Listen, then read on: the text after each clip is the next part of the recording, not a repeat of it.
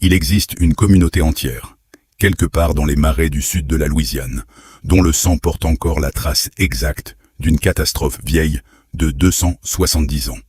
Et pendant longtemps, personne n'a compris pourquoi.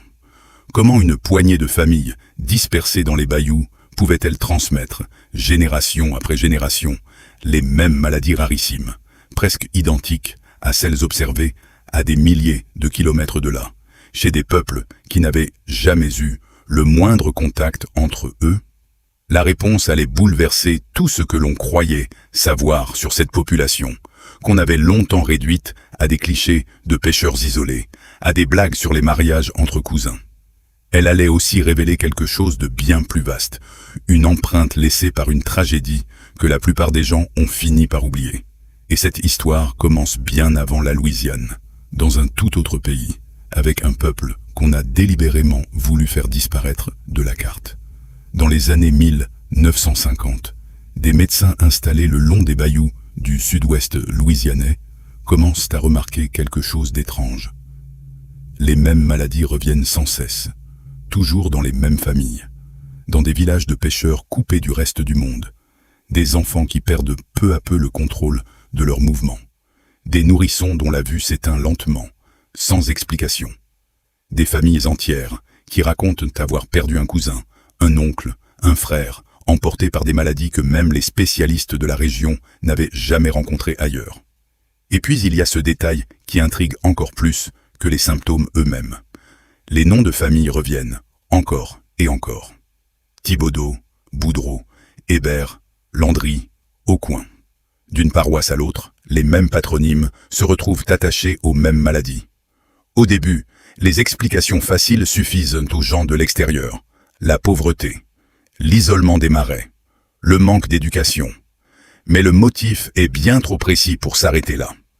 Pour comprendre ce qui se cache réellement derrière ces dossiers médicaux, il faut remonter 2 siècles plus tôt, sur une toute autre côte. En 1755, des officiers britanniques débarquent dans les colonies acadiennes de l'actuelle Nouvelle-Écosse avec un ordre destiné à effacer un peuple entier. Les Acadiens vivent là depuis des générations, le long des marais salants, parlant français, restés catholiques, essayant tant bien que mal de rester neutres, alors que la guerre entre la France et l'Angleterre s'intensifie autour d'eux. Mais cette neutralité devient impossible. Les autorités britanniques ne leur font plus confiance. Cet été-là, les hommes acadiens sont convoqués dans les églises sous prétexte d'écouter une annonce publique. Beaucoup découvrent, une fois les portes fermées, qu'ils viennent d'être faits prisonniers. Les familles sont séparées sur le champ. Les fermes sont incendiées. Les terres confisquées. Ce qui suit entrera dans l'histoire sous le nom de Grand Dérangement. Entre 1755 et le début des années 1760, environ 10 000 Acadiens sont expulsés de leur terre natale. Certains sont envoyés vers les colonies américaines, où on les traite comme des étrangers indésirables. D'autres meurent de maladies à bord de navires surpeuplés, entassés dans des cales insalubres pendant des semaines. Des familles entières se dispersent dans des ports éloignés, aux 4 coins du monde atlantique, sans jamais savoir ce qu'il était advenu des leurs. Les récits de l'époque décrivent la famine, les naufrages, l'emprisonnement, des enfants séparés définitivement de leurs parents dans la confusion des embarquements forcés. Beaucoup ne se retrouveront jamais. Et sans que personne ne le sache encore, un premier resserrement génétique venait de commencer.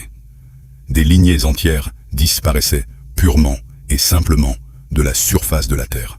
Les survivants, eux, ne s'arrêtent pas là. Certains repassent par la France. D'autres dérivent à travers les Caraïbes, portés par les courants d'un empire en pleine recomposition.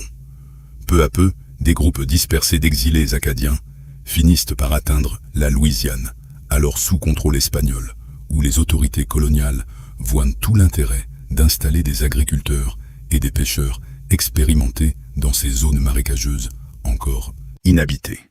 Pour des réfugiés qui ont tout perdu, cela ressemble à une seconde chance. Mais dans cette migration se cache déjà la première pièce du puzzle génétique. La population qui arrive en Louisiane n'est déjà plus qu'une fraction de ce qu'était la population acadienne d'origine. Des lignées entières ont disparu pendant la déportation. D'autres n'ont survécu que grâce à une poignée d'individus, une seule branche d'un arbre autrefois immense. Sans le savoir, ces exilés apportent avec eux un patrimoine génétique déjà terriblement restreint, concentré dans un nombre étonnamment faible de familles fondatrices. Personne, à l'époque, ne pouvait imaginer que ce simple fait démographique allait façonner la santé de milliers de descendants, 2 siècles plus tard, dans des paroisses qui n'existaient même pas encore. Et ce n'était que le début. La Louisiane du XVIIIe siècle n'a rien à voir avec le monde que les Acadiens viennent de perdre.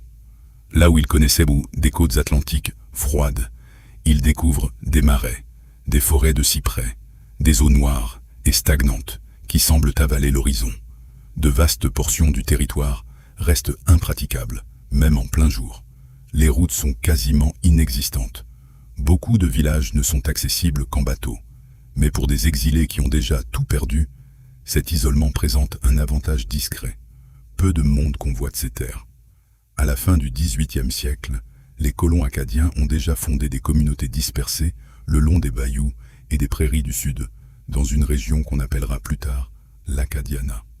Les familles se regroupent près des cours d'eau, des églises, des petites paroisses agricoles, et pendant des générations, les déplacements entre villages restent d'une lenteur extrême.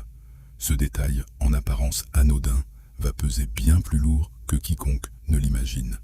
Ailleurs, en Amérique du Nord, les villes grandissent, les réseaux de transport se développent, les populations se mélangent.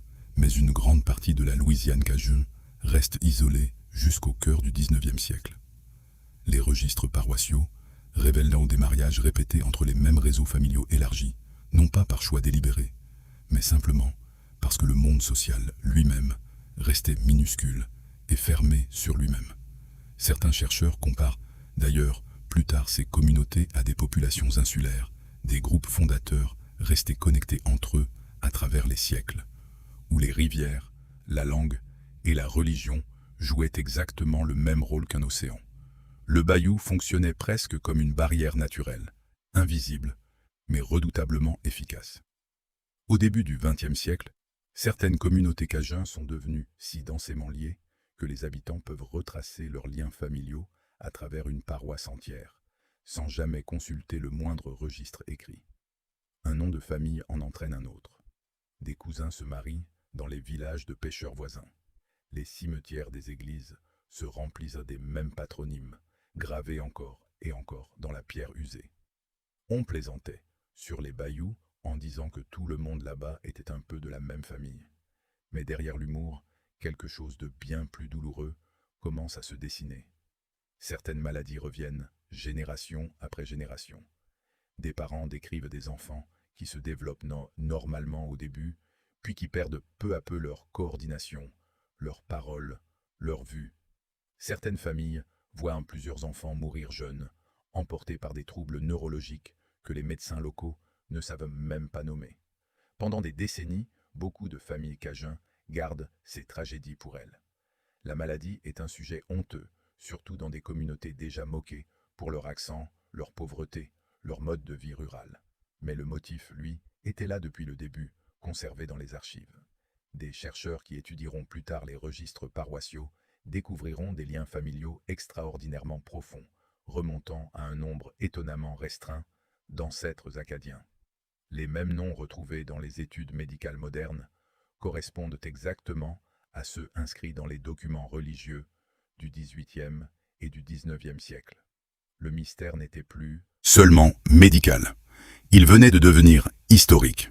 Dans la seconde moitié du XXe siècle, médecins et chercheurs en génétique se mettent enfin à étudier ces troubles de façon systématique. Et ce qu'ils découvrent surprend même les spécialistes les plus aguerris.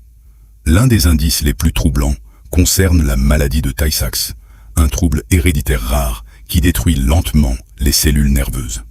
Dans la littérature médicale, cette maladie était jusque-là étroitement associée à certaines populations juives ashkénazes, où un isolement historique avait fait grimper la fréquence des porteurs. Alors quand des chercheurs commencent à identifier des cas de Tay-Sachs chez des familles cajuns, cela jette un froid glacial dans la communauté scientifique.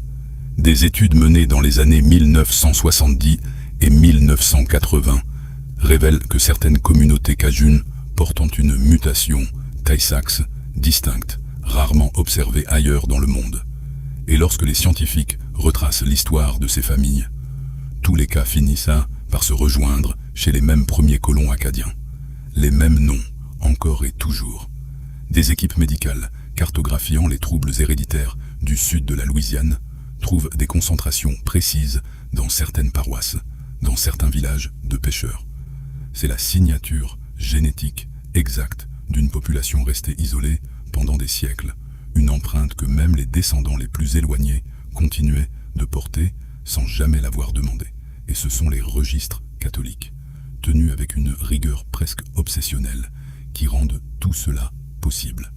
Baptême, mariage, enterrement, consignés avec une constance remarquable, deviennent une véritable carte à travers le temps, permettant aux chercheurs de suivre les patronymes et de reconstituer précisément la façon dont ces mutations se sont propagées de génération en génération.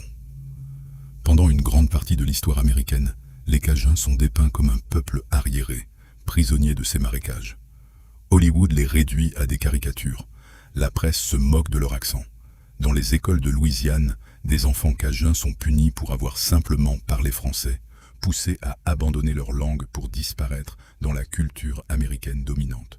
Alors, quand le mystère génétique refait surface, beaucoup se précipitent vers l'explication la plus simple et la plus dégradante, la consanguinité. Un peuple isolé dans les marais, se mariant entre proches parents depuis des générations, selon l'idée reçue. Mais les chercheurs en génétique des populations avertissent que la réalité est bien plus complexe et bien moins pratique pour ceux qui aiment les stéréotypes. Les Cajuns n'ont pas choisi l'isolement par manque de moralité. Leur histoire commence par un déplacement forcé, une hécatombe et l'effondrement d'une population déjà réduite à sa plus simple expression. Ce n'est qu'ensuite que la géographie, la langue, la religion et la séparation économique ont renforcé les frontières autour de leur communauté. Et surtout, la grande majorité des mariages cajuns n'étaient même pas des unions entre proches parents, contrairement à ce qu'on imaginait de l'extérieur. Le véritable mécanisme porte un nom en génétique des populations, celui de populations fondatrices restreintes. Lorsqu'un nombre relativement faible d'ancêtres contribue de façon disproportionnée à toutes les générations suivantes, des mutations rares peuvent devenir courantes avec le temps, sans qu'il y ait besoin d'une consanguinité généralisée. Cette distinction compte parce que le stéréotype avait causé de vrais dégâts. Certaines familles évitaient les études médicales, terrifiées à l'idée d'être étiquetées comme anormales ou primitives. D'autres refusaient tout simplement d'évoquer la maladie héréditaire en public, de peur que leurs enfants ne trouvent jamais à se marier si la vérité venait à se savoir. Ce silence, entretenu génération après génération, avait fini par rendre le diagnostic encore plus difficile et le dépistage plus tardif, aggravant parfois des situations qui auraient ne pu être anticipées. Mais si la consanguinité n'était pas la vraie réponse, qu'est-ce qui concentrait ces mutations avec une telle intensité? Pour le comprendre, les chercheurs ont dû regarder bien au-delà de la Louisiane. En comparant les Cajuns à d'autres populations isolées à travers le monde, au Québec, en Islande, en Finlande ou encore chez les Amish, les similitudes sont frappantes. Ces communautés présentent toutes des concentrations inhabituelles de certains troubles héréditaires, liés à un isolement historique. Mais les détails diffèrent. Certaines de ces populations affichent des taux élevés de maladies malgré très peu d'unions entre proches parents, ce qui écarte définitivement l'explication de la consanguinité pour le cas cajun. Le véritable tournant survient lorsque les scientifiques cessent d'étudier des familles isolées pour reconstituer l'histoire démographique dans son ensemble. Les réfugiés acadiens qui atteignent la Louisiane ne représentent pas un échantillon aléatoire d'une population plus large. C'est un groupe de survivants, façonnés par la déportation, la maladie, la famine et l'éclatement des familles. Des lignées entières ont disparu pendant l'expulsion. D'autres n'ont subsisté que grâce à une poignée de descendants.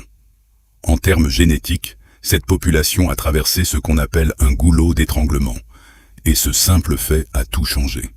Des mutations rares, portées par seulement quelques survivants, ont pu devenir disproportionnellement fréquentes dans les générations suivantes. Surtout une fois ces communautés durablement isolées dans les bayous. Des descendants, des siècles plus tard, héritent des mêmes mutations, non pas parce que leurs ancêtres récents étaient étroitement apparentés, mais parce que presque tout le monde remonte à ce même petit groupe fondateur. L'implication est troublante. Une catastrophe survenue au XVIIIe siècle continuait de façonner des destins médicaux 200 ans plus tard, dans des salles d'accouchement où personne ne pensait plus jamais entendre parler du grand dérangement. L'exil, l'isolement et l'hérédité venaient enfin d'être reliés en une seule et même explication. Mais l'histoire ne s'arrête pas à Tay-Sachs, loin de là.